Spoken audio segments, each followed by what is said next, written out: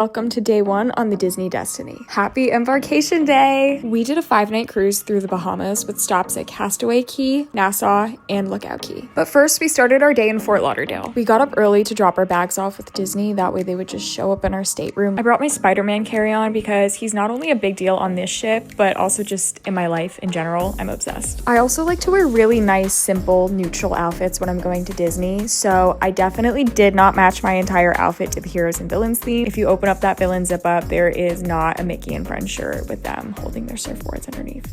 That would be crazy. Standing in this room felt really surreal. I've seen it on YouTube for decades now, and before we knew it, we were standing on the ship. It felt like running around a giant, really ornate playground. One of the main reasons that we picked this ship was actually the characters. There's a lot of them represented that are personally my favorites, but that don't get much representation in the parks. They're kind of niche. This for me was characters like Megara, Loki. There's also a lot of Marvel and of course Disney villains. Most of the ship is very distinctly Disney, but made with adults in mind, and there's actually quite a few places and shows that are 18 and up only. One of the first places I tried was Wheezy's Freezies. It's a smoothie bar on the upper deck. At 4 p.m. we had the Let's Sail Away show, and then we met our fearless leader Zaya. She's an original character found here on the Destiny, and I think her back must hurt from carrying the weight of the entire cruise ship because she was literally spearheading every single show and piece of entertainment. Once we set sail, we changed into our Cruella de Vil outfits, that's a hint for later, and we headed to our first Broadway style show, which was called Disney Seas the Adventure. There's no photos or videos allowed, so you'll have to just use your imagination. The best way I can describe it is Mickey's PhilharMagic meets Disney Cruise Line with Goofy piloting a mini ship. I guess piloting isn't the right word, but you know what I mean. My Disney Villains bandana kept falling off, so I ended up retying it with a ponytail, and it's a good thing I did because it literally flew off my head, and that ponytail was the only thing that saved it from going in the ocean. Before dinner, we got drinks at DeVille's, which is a Cruella de Vil themed piano bar. The pianist asked for recommendations from the crowd. They play a mix of both Disney and regular music, so I had the honor and privilege of once again forcing the entire room to listen to Taylor Swift. You're welcome. We had dinner at 1923. Then it was back to DeVille's for something called Treble Time. This ended up being one of our favorite experiences on the ship. We ended up going to it almost every single night. The synopsis is that Zaya comes in, she's like, "Don't make me sing," but we're all so enthusiastic. She has to sing, and what else will she sing but Cruella de Vil? Then Cruella herself storms in, is really upset about the lyrics to that song, so we decide to help out Cruella and rewrite our own version with nicer lyrics. And then you have a fully formed song with choreography. Cruella comes back, you perform it, and you better hope she likes it. We also saw The Legend of Loki. This is a really fun show, and then it turns into a character encounter after. One thing I forgot to mention is that we also did a fun Dr. Facilier encounter where he does a card reading. That was it for the day. We will see you tomorrow on Castaway Cay.